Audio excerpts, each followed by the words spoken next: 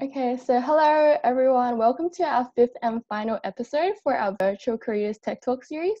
So today we'll be hosting a Q&A session with Sevriyandi, who is an Associate Solutions Engineer at Salesforce. So just before we get into it, we're going to have a 1-minute rapid fire question time with him, just so we can know a little bit more about him. So are you ready, Sevriyandi?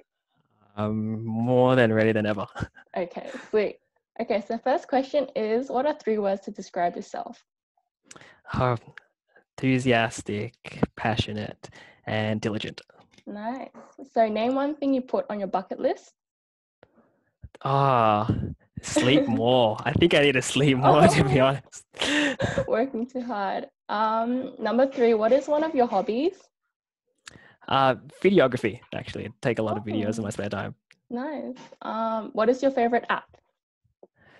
There's this, I know this sounds a bit nerdy, but there's this app called Forest. Oh, Forest yeah, is an app that keeps you concentrated so you don't end up playing games or end up moving around. yeah, I got it initially so I would stop going outside and just focus on my work instead. yeah. I use it as well. Good um, choice. okay. So fifth question, what is the first thing you would do after quarantine? Eat. I swear I haven't gone out to eat, and I think eat with friends. I think that's a good way to Yeah, start. for sure. And last question is, what is the highlight of your 2020 so far? Definitely not quarantine. Yeah. I think maybe the first month where not really that much havoc happened, which I think just moving into the new role, like moving into a new role was probably the Mm, most exciting part of the year. yeah, It nice. seems a bit cliche, but that's basically what I No, look that's forward to good. in the beginning of the year. That's good, that's good. Okay, so now that we know about you a bit more and we know a few fun facts about you, so just for those who have just joined, feel free to write your questions in the chat and we'll answer them live. So for Severi, could you introduce yourself a little bit more, maybe your degree, your uni, when you graduated and where you are now? You frozen. Okay, I think I might have just frozen just then. So I think I was at Oh, around. Can you repeat that question? yeah, all good. So maybe just introduce a little bit about yourself, your degree, your uni, when you graduated, and where you are now. Yeah, so I did a degree back in 2014. Now probably shows my age, but I did a Bachelor of Commerce degree in accounting and finance at Uni Melb. Right before that, I started off at the McLeod College back in a bit of basically middle of Whoop in Melbourne, and kind of went through the typical public school area just to focus on where I wanted to go. And I chose Bachelor of Commerce as Mm. just a way to find a job what a lot of people thought about. So I did that. Then I did a couple of, I guess, stints within university, your typical university clubs, just to Mm. build up on my experience after such.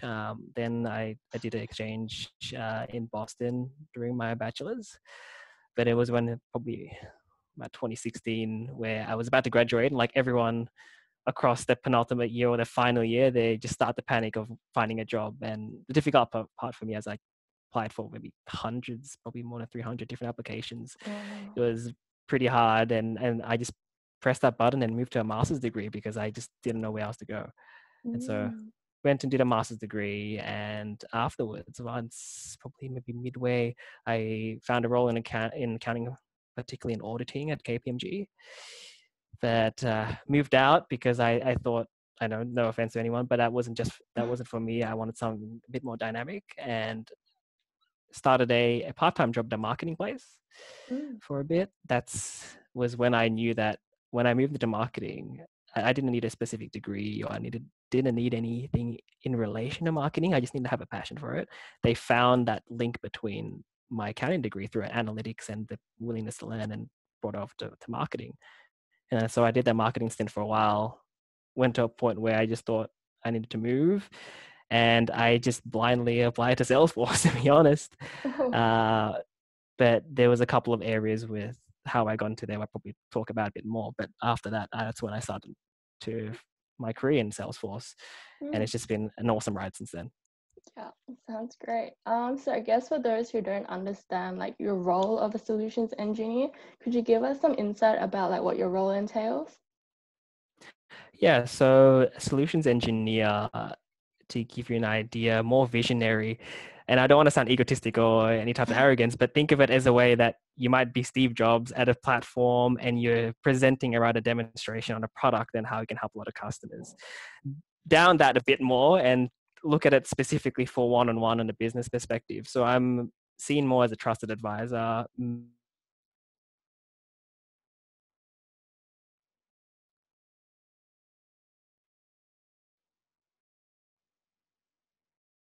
When it comes to constructing that solution. And then I go back into the room with businesses, with the executives, and go through how we can paint that vision for them and really focus on reducing any type of challenges that they have so they can better help their customers.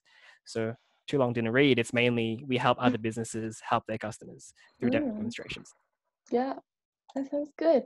So I guess you've mentioned earlier that you had like a struggle in finding like your place within the tech industry. So what would you give advice to someone who's like feeling a similar struggle to you? Yeah, it's a very good question. And probably pinpointed that I came from a business background and Yeah. moving to tech was probably something that you never saw within the realm of a business degree.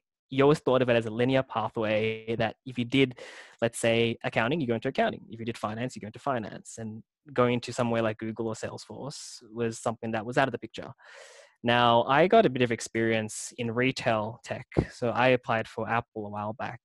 Now, the driver around that was because in high school, I came from a lower socioeconomic background and I didn't have a lot of resources. All I had enough money was for an iPad, an iPad mini, where I accessed, I'm not sure if you heard, there's like a couple of online learnings and literally at the top of my head, it has gone off what it's called. But what I did was use a lot of the resources online and learned my own instead of having to outsource and find a tutor.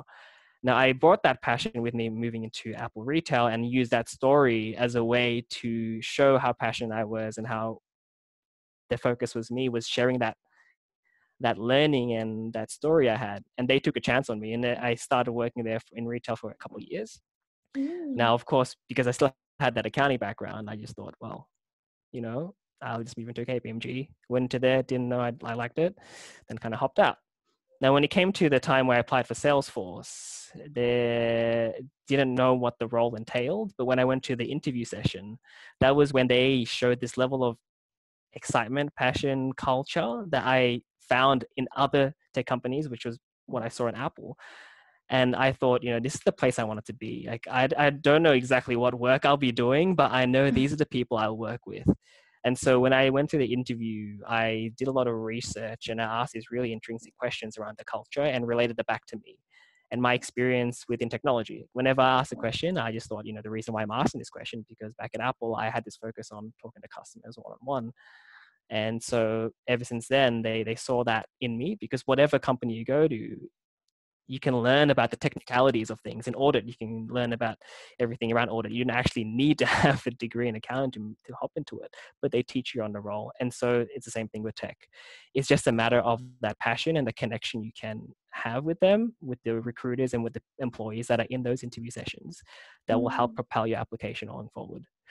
Now, I didn't have any specific referrals of the sort, but now in this day and age where I'm assuming a lot of people here on this call, they might be applying or they might be thinking that it's more difficult with COVID-19 making a lot of jobs redundant. Now, there's a lot of strategies around what you can do specifically if you are looking for a job in tech. Now, I use a lot of LinkedIn myself on content generation, connecting with other people. And I am really included in terms of the recruiting process. I did a bit of recruiting in Apple and I do a bit of recruiting at Salesforce as well. Now, the best way to go about it, other than having to apply many times and being an outstanding candidate, is to get a referral. Now, how you can do that from a tech perspective is building rapport really quickly with people through digital. Now, everyone here, I assume, please message in that message section if you use LinkedIn and just say, hey, I use LinkedIn. And I want to know exactly what the numbers are. And I want you to say if you use LinkedIn, and I want you to say if you post anything in the last week or 2 weeks. Now, you'll see exactly what the numbers would look like, and I can use that as a way to show you what opportunities they are. Now, when it comes to asking for referral, the best way to do about it is to be able to build a connection early on, like what Lucy did, the president of UNSW, and actually reach out to that specific person based on some form of commonality. Now that's a bit of jargon, but what that means is that, let's say I might want to connect with you, Victoria. You might have worked at Google. Now I'm interested. I'm a person that's interested in tech. I'm interested in Google as a company. And so what I would do, I'll use a personal message. If anyone has seen that personal message function when they're inviting someone as a connection, and say, hey, Victoria, I've seen your posts across Google. I've seen that you work at Google, and I'm very interested myself. You could have some commonality. You could be like, I also was a part of UNSW Digital Society, and I want to really understand your experience across Google, across tech, and if moving from business to tech. Find some sort of commonality, because people such as Dale Carnegie, who's a professor who made a book called How to Win Friends and Influence People, said that finding some sort of commonality is the best way to build rapport. Now, trust me, 9 out of 10 times, people will accept that notification, because if you think about it, you get a barrage of notifications from people asking for requests. And if you see one saying, hey, Victoria, I'd love to connect based on your content you're making, or based on that form of connection. Once they accept, and once you start to communicate with them, that's when you want to create the next step of action. And that's where you begin to say, hey, Victoria, thanks for accepting my request. I'm great to hear that you're doing such amazing things with Google. I was wondering if you had time to chat, and for me to learn about your experience and also share mine. And that could be via Google Hangouts, could be via Zoom, but you're taking the initiative to create that time for them. Now you're probably thinking, like, students, oh man, like why would they actually spend time on me? I'm just a student, I'm not even in the workplace so far. But the thing is, as much as you want to find out more about them, they've been in the same position. I've been in the same position where I didn't know anything, and I'm reaching out to different people to help mentor me. And so a lot of people want to pay back based on what they've experienced. And again, most of the time they get back to you. And if they don't, I use the rule of threes on this, is that I try to follow up with them and see if they get back to me. If they don't, then they're most likely busy. Be in mind that, everything going on in the world, they're most likely busy. And so they get back to you, and you might have a conversation, a 30-minute conversation, a 1-hour conversation. Now, this happened to me last week, where someone reached out to me from the UK, had a chat about what the solution engineering role was. And the fact that as someone who works there, that this person has taken the steps to be really eager about the role and so passionate about it, and the way that you communicate, it entices you as a person to help them out, and most likely you'll refer them. Exactly what I did. If you see a good candidate that has gone to that point of reaching out, connecting with you, and learning more, not just how are you, but it's more that I want to learn more based on your experiences, and hopefully you can share with me, then they're a driven candidate. Now, from a student perspective, be in mind as well is that people like myself, when we put referrals, we also get some form of amount back, like, some form of not reimbursement, like it's more from a reward for referring someone if they go through. So then they're investing in you as well. So be in mind that other than applying for hundreds of applications, which I've done beforehand, but I've seen my friends go through easily a lot more faster than I have, because I've been the other way around when I'm referring them. I've seen that that's a lot more better way in terms of not only expanding your network or find the people that you want to learn about the role, learn about the company, but also a track for you to accelerate all those times of applications into a way you can immediately go to the final interview and have a better chance at that, instead of just trying to get through the door. Yeah. So I think the short answer to that is finding a way into getting through a job is using your LinkedIn, expanding out, reaching to the right people, and having those genuine conversations. It's really about building a genuine rapport, so that ultimately you can know more about the role, but also know more about how you can get through the referral. So that's very insightful that you recommend us using like maybe networking events or connections in order to build insightful connections with others. And you say that that's actually such a great head start in terms of applications and interviews, rather than just randomly rapid firing applications everywhere, not knowing whether we'll get through or not, but having the relationship is really important. So I was just wondering, Are there any other experiences you've had in like uni or other things which you did which helped you stand out, other than maybe like networking? Yeah, like to be honest, I did a lot of experience. I think I was part of maybe three different university clubs. I was part of Melbourne Microfinance Initiative, was part of Mm-hmm. this Indonesian society, and I also did another club outside of university as well, and part-time roles. Now, I kept building my resume, and this is, I can't emphasize it much, but I kept building my resume to the point that I thought I had a phenomenal one, right? One pager, you have results on there. You're saying that, I did this role, which resulted in this amount of return on investment, which resulted from this improvement in the process. And I think the good thing about all those experiences is that they help build your memory, your storage of real life examples. Now, what I mean by that is if you go into an interview, right? Let's say I'm applying for the UNSW Digital Society. Now, you know that they are driven for technology or innovation of the such. Now, the fact that you have these stories, you can begin to craft them to their company in a way that you can articulate it well. So, for example, I might have worked in technology at Apple. Let's use that example. So I can talk about, using the STAR method that everyone talks about, the situation, task, action, and result. I can talk around, I love being an innovative person. I actually worked at Apple where I talked to a lot of customers around innovation and how they can improve their processes with customers. I had a customer recently who came into the store wanting to know more about how they can use an iPad for their kids learning in this COVID-19. And so I provided the right amount of, discussion of which one to work for. I listened to their needs and I provided the right solution. And the result of that was being able to see someone smile, knowing that they got the right iPad for their child and that they can continuously improve their education from such a innovative device. And the reason why that's important to me and important to UNSW Digital Society is the fact that innovation is what drives me, seeing that action, but it's also something I can bring forth as a passion point to UNSW.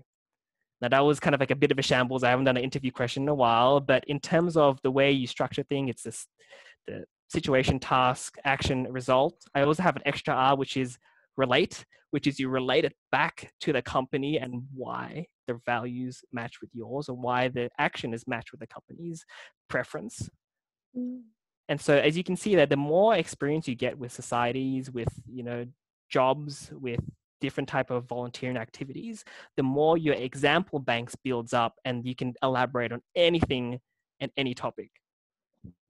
Now, I think that's the great part about having those experiences. Now, I think I want to take it a step further, more from a tangible action, because I'm reading everyone saying they've used LinkedIn, but they've never posted before. Now, if you had all those, the reason why I asked everyone is that I'm not sure a lot of people know, but only 1% of people on LinkedIn post.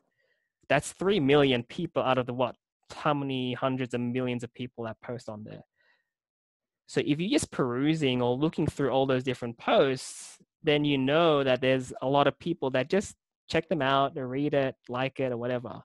If you can be one of those 1% of people who post on there, I kid you not, your impressions on your profile, your visibility for you as an individual will grow immensely. Now, I didn't believe that at the start. Like, I never posted anything and I never shared about my learnings, whether it be my learnings at a university society, whether it be learnings at different type of lectures like this one. But once I started sharing that, I saw an uplift of my profile by maybe at the first stage was more than 100%, like double the amount of people started looking at my profile, and it kept going higher and higher.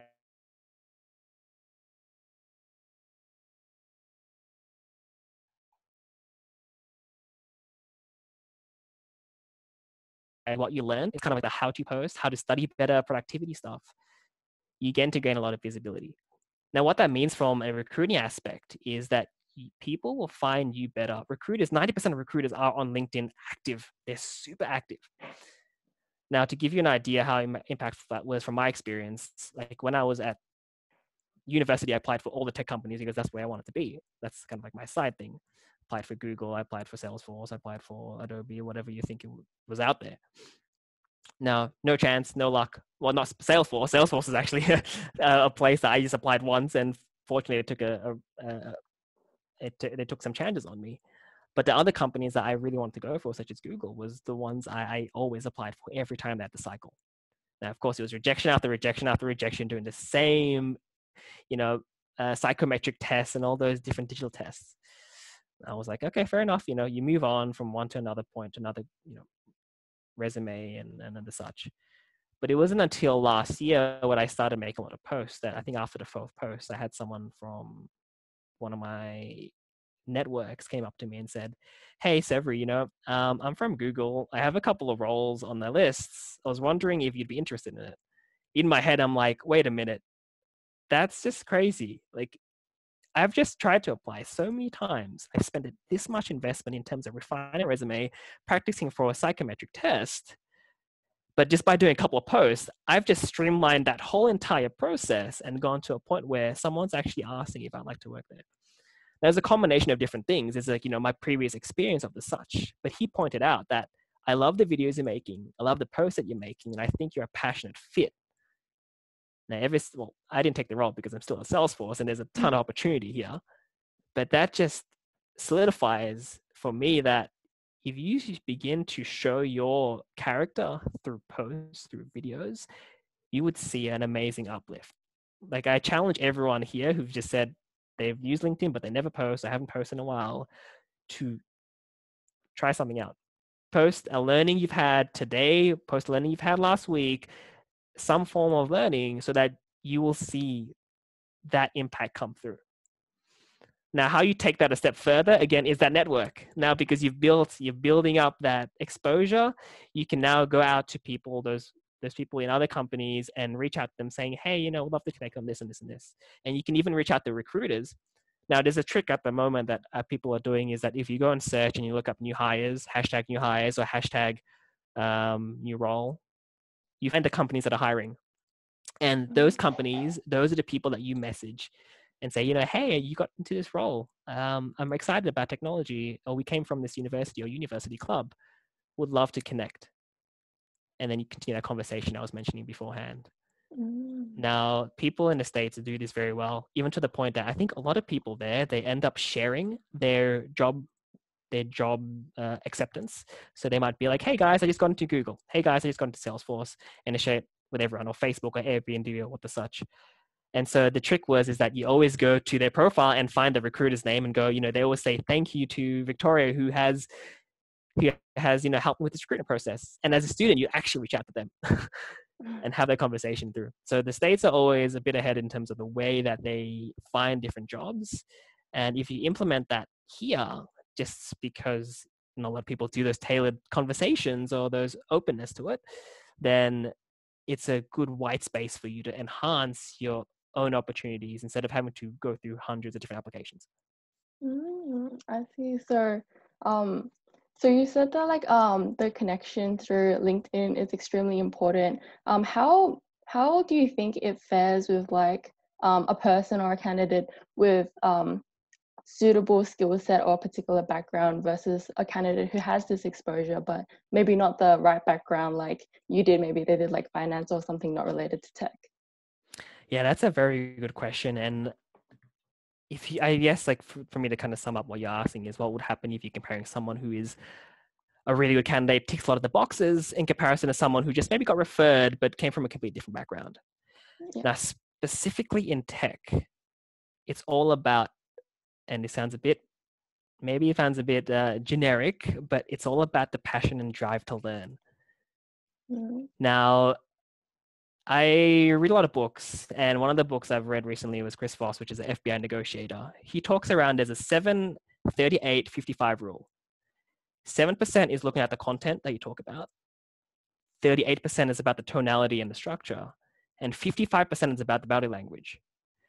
Now, if you look at the content-wise, you can talk about how your experiences work, how this is great, how, this is, you have a really good way of conveying what you've kind of driven. But if you can't do it in a way that's calm, if you can't do it in a way that's structured, then that kind of falls apart. Now, when I was doing a couple of interviews, and I'm not naming any names, but you can tell some people are scripted and they have the content there. It's just that it doesn't sound natural. And what we look for in tech is people who are passionate. Now, there's a tip of doing this. I do a lot of vlogging. I reach out to a lot of YouTubers. I'm not sure if you guys know Elliot Choi. He's a YouTuber in the States. He had probably like 600, 700K subscribers. I reached out on LinkedIn and he actually reached out back and we started talking about LinkedIn opportunities. Now, he taught me different ways of how to vlog and the way to kind of improve your videography skills. Now, from a video standpoint, and going back to your idea, is that you're always trying to practice the way that you do these interviews, right? Now, if let's say I'm doing it on my phone, what I would do is a 3-stage approach. I'll firstly record myself. Well, actually, I'll first look in the mirror and try practice those interview questions. Like, let's say if it's a question around why do you want to work at Salesforce, I would practice that question in front of a mirror, time myself on 1.5 minutes, and use the STAR method and relate it back to the company using a hard example. Now, I practice in front of a mirror. Then I'll move in front of my phone and just do it from a selfie camera where I can see myself, because usually you want to have some type of emotional view, someone to respond with, and then turn it around, practice with just the camera itself. That's a technique I use a lot of my video interviews, and that's what helped me with my video interview when I went to KPMG as well. I use that technique when it comes to practicing the way you deliver things. Now, translating it back into that 7:38:55 rule is that you begin to practice your body language, your delivery of your content, and it just makes it sound more natural. Now, moving back into the first area around comparing someone who per se has the requirements. Now, I checked a lot of boxes, right? But if they aren't able to deliver it well, then it's going to be pretty hard. If they don't have the passion that you can see through video, if they don't have that friendliness or willingness to learn from video calls, because everything's on video interview now, then the other person who has a lot of those traits, even though they don't tick some of the boxes around some skill set, some requirement, sometimes, a lot of it is taught. As I mentioned beforehand, is a lot of companies, they can teach all the technical stuff. What they can't teach is cultural fit, passion, and driven to learn. So on top of that, if you have a referral, that would boost it a lot, because you have someone inside that knows this person is suitable for the culture. So if I know I've worked with Victoria, then they would see me as a trusted person saying, I not solemnly swear, it's too much of a commitment, but I taken my word that Victoria is a great candidate, and they'll have more priority on you than all the other candidates. Okay. So I think the way you describe Salesforce, or maybe just tech companies, is that they really look for, I guess, attitude and personality, as in the willingness to learn and drive. So I was just wondering, what is the corporate culture like at Salesforce? And was there any aspect which surprised you? Yeah, to be honest, I wouldn't even call it a corporate culture. I'll just leave it at culture, to be honest, just because it's something that I experienced back at Apple, where everyone was super friendly. You'd have this dynamic of learning and different type of, I guess for us, we had all these different values, but what I loved about it is that everyone there was accepted, regardless of where you came from.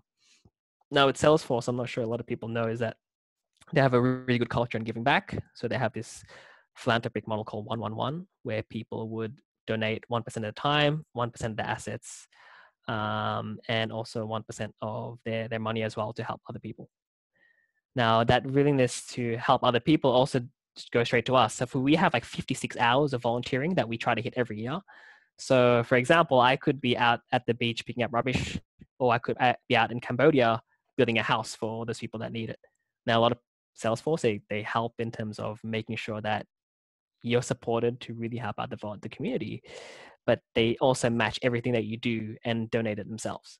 So that's something that I really thrive, because for me, I really like to mentor other people around just the opportunities, especially if they come from a background where it might be different socioeconomic or just a disadvantage in a sense, and they're able to match that for the amount of hours, amount of money through that. So that's something that I found not a lot of companies do. The fact that it's 56 hours means it's a whole week that you can dedicate. You can go to your manager and say that I have this day blocked out and I don't want any work. And they just for VTO, for volunteering, yes, take it off. Definitely focus on that. So there's this huge focus on giving back. Now, there's another focus around acceptance, we were talking about beforehand. Now, Salesforce has what we call these, different diversity groups. They have these groups called Outforce, Asia Pac Force. They have a couple of groups called Faith Force. Now, there's a whole bunch of different words, but what that means, like, for example, Outforce focuses on helping people in the LGBTQ communities. Like, they did the Mardi Gras parade, I believe, in Sydney. Then you've got, from my experience, in Asia Pac Force, which is people who, I guess, from the Asia region and really enhancing their culture. I remember when we had like a lot of mooncakes when I went to the office one day, and I thought that was amazing. And you've got other groups such as Faith Force, which is anyone who focuses from a faith background. Now, you don't have to fit into those areas. You can be a member, or you can even be a supporter, which is something I just didn't see in a lot of other companies at all. So it was something that was great from a cultural background, because you always feel that you're accepted whichever group that you help or support or are part of. And that's something that drew me into Salesforce when I was in that panel interview session where they were talking about their experiences.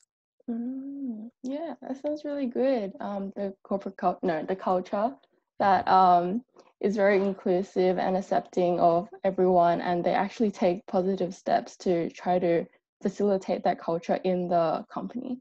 I guess now that we know a bit more about like your journey into entering Salesforce, we might probably move on to asking you maybe more technical questions about your role.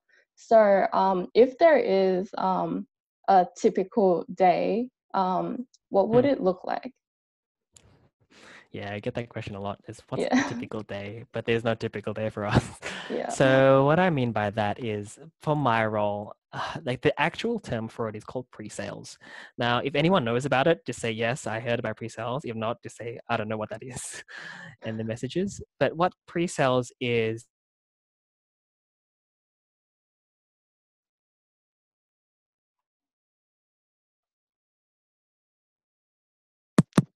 meet with the customers, and I might talk around what their business processes are. I might talk around empathetically what's holding them back from serving their customers. And it's just an entire conversation around what their pain points are.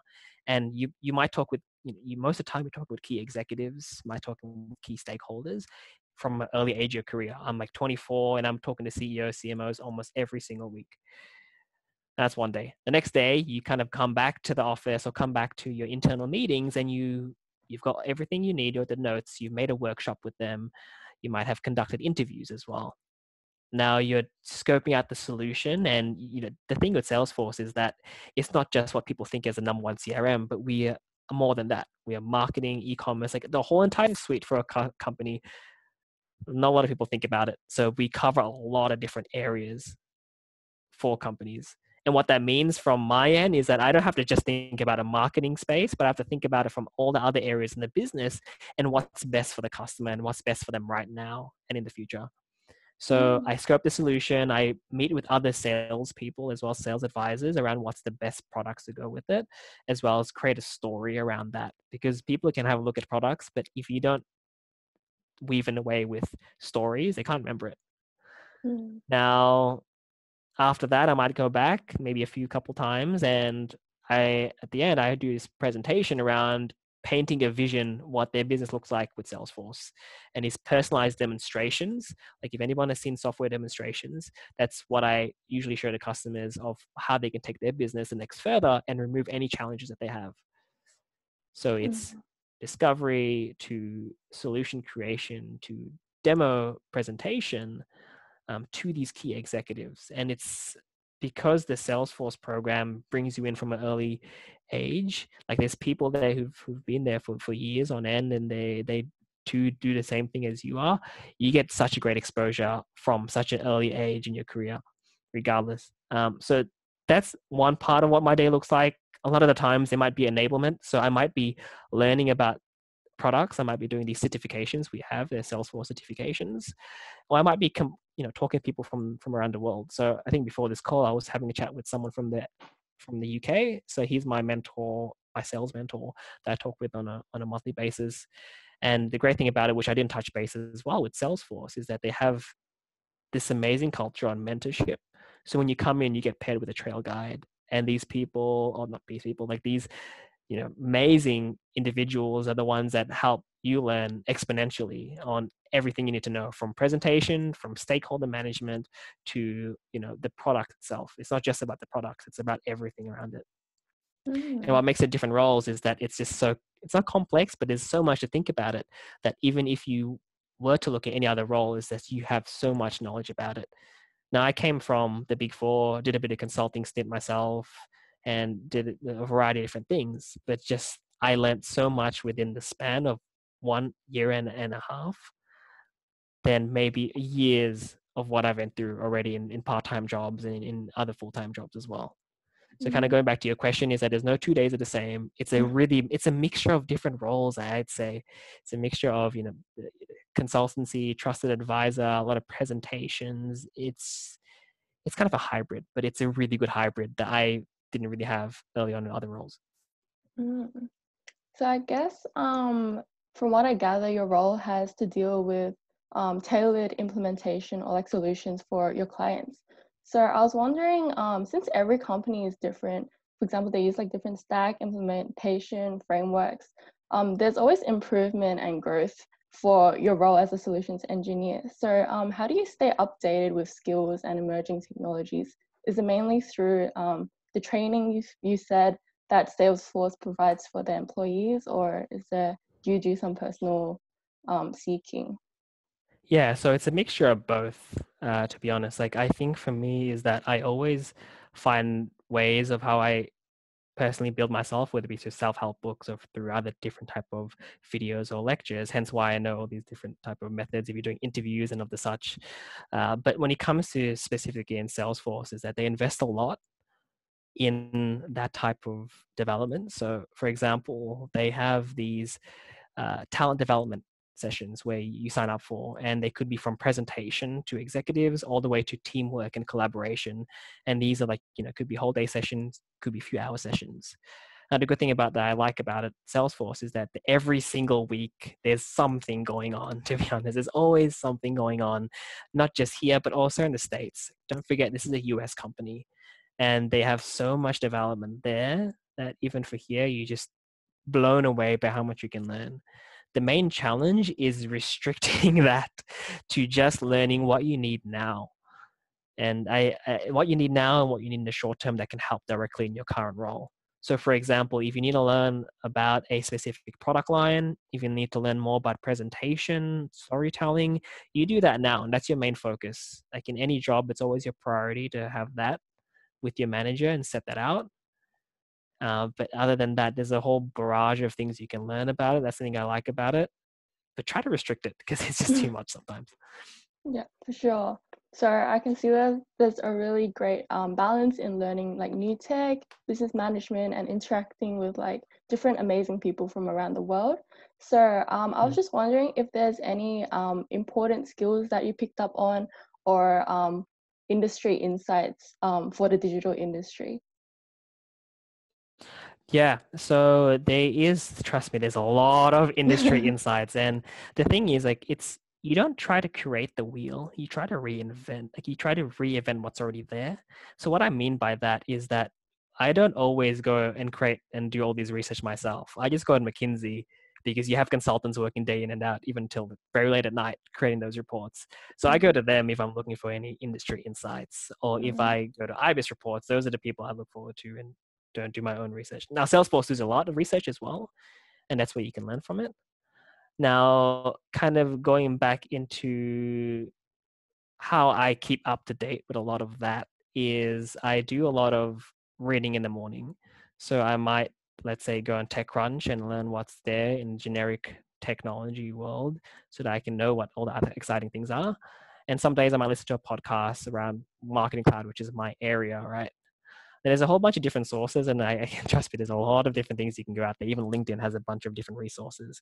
But what for students, how you can use these information is use that towards connecting with people and use that towards your interviews. And I want to make sure it's related as possible. So for example, you might have read an article around how retail is, growing digitally, specifically focusing on millennials or like some form of mobile device or push notification. Like, when Instagram released that in shopping in the app a while back, a couple of years back, you can always use that as some form of conversation when you're talking to, let's say, individual. So you can be like on LinkedIn, or you can be in person at a student event or industry event saying, hey, I actually read this article that this is what they currently do in Instagram. Like, is this something that you have implemented at the moment?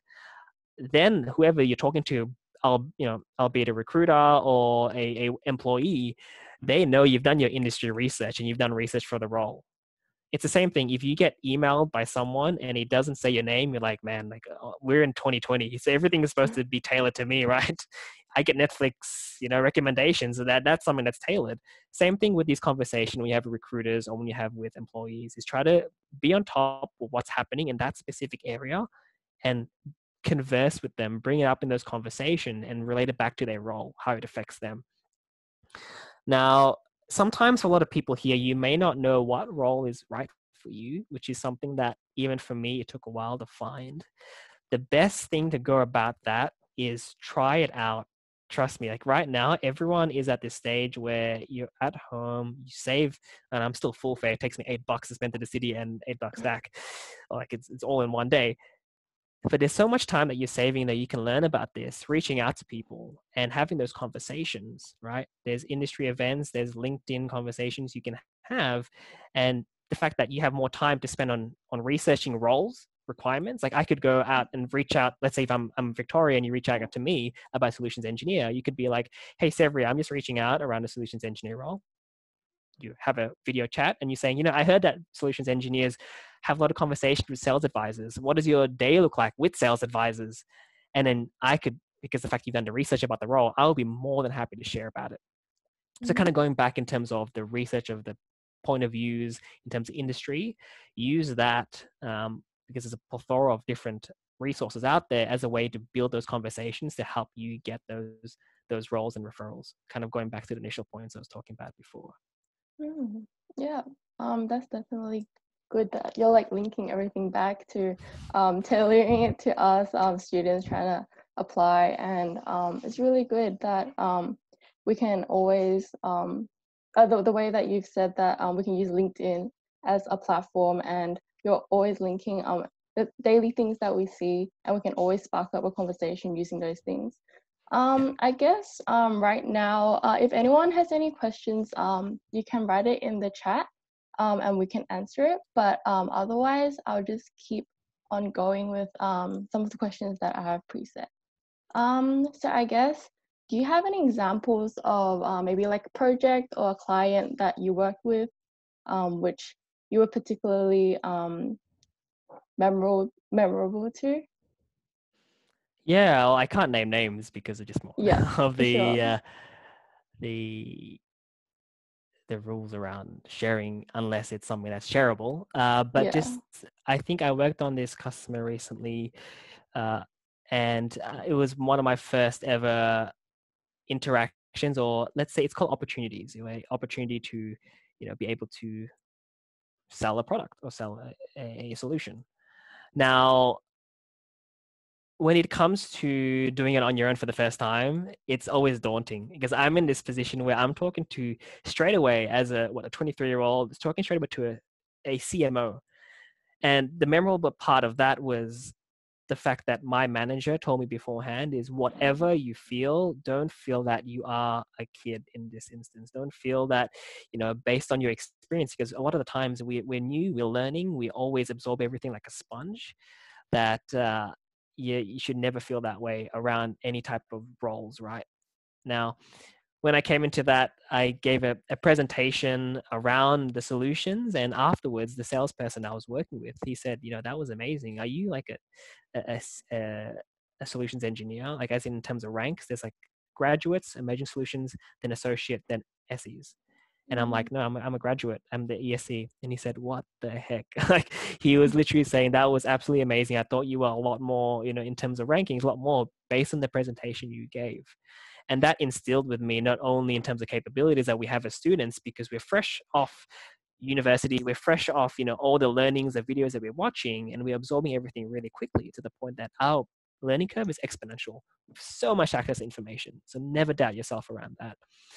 And so that was my first memorable moment, because not only did I build a good brand name, but that account executive or that salesperson was talking to everyone about how good I was with that presentation. And so being students, it's, you never want to down yourself, even in this time. Like, the mentality you have, if you get a rejection of the sort, which I felt beforehand, just learn from that experience and take it away and move on to the next one, and apply every single experience you have and accumulate all of that to the point that you're a remarkable candidate and you know everything you need to know around, being able to respond to an interview, or being able to connect with someone on LinkedIn more comfortably.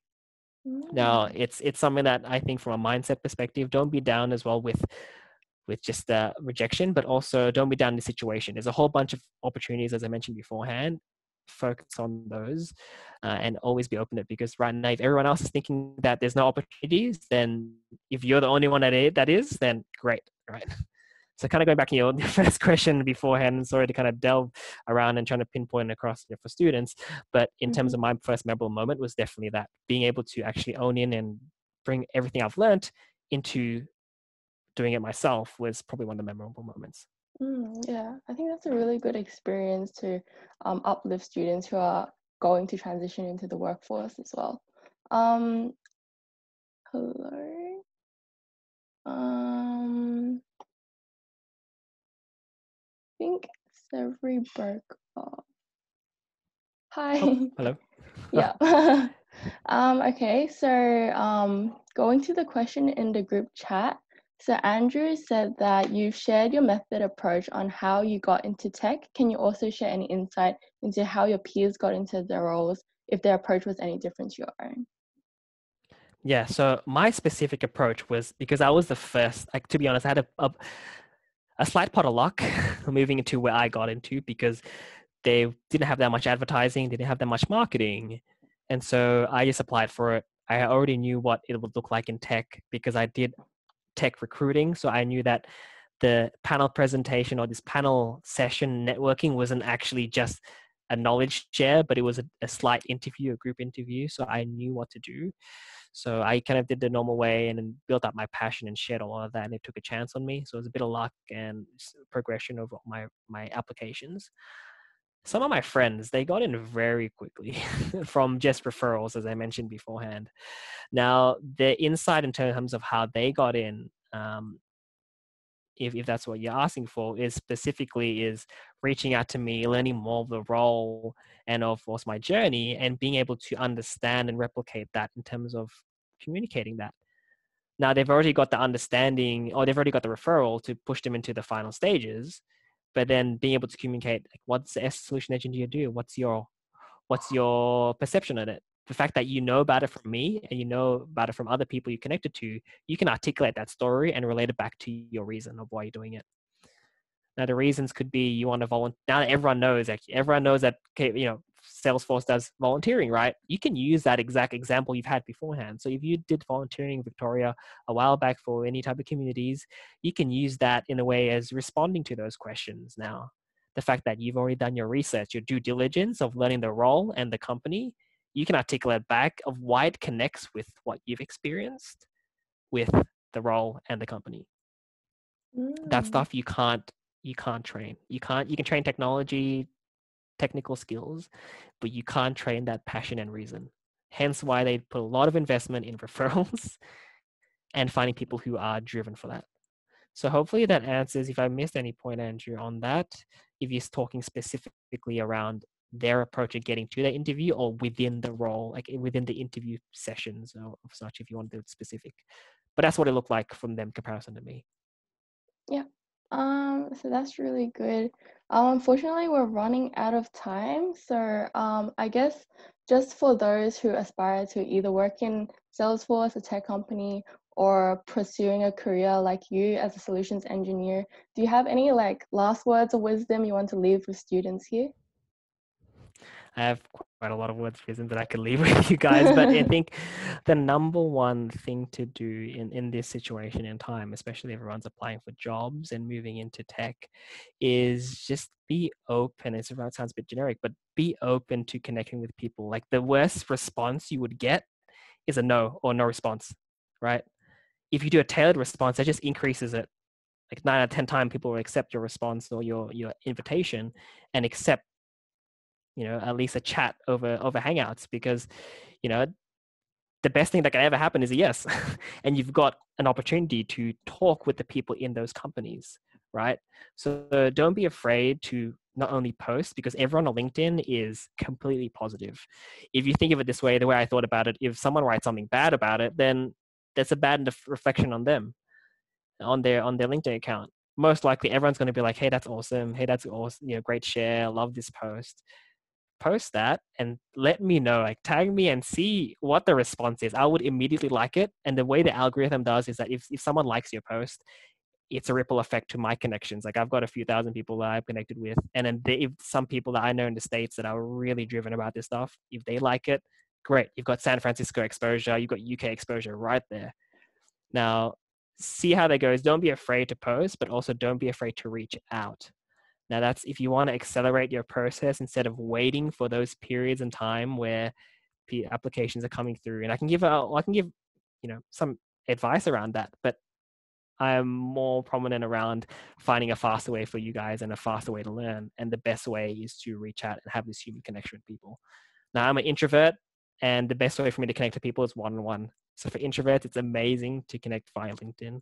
Or for extroverts, it's just you can talk all day long with people on that platform. So yeah, again, my advice, don't be afraid to reach out. Don't be afraid to post. Let me know how that goes. Feel free to reach out to me or Victoria, I guess anyone on the team as well. And I'll be more than happy to support anyone for a conversation of the such.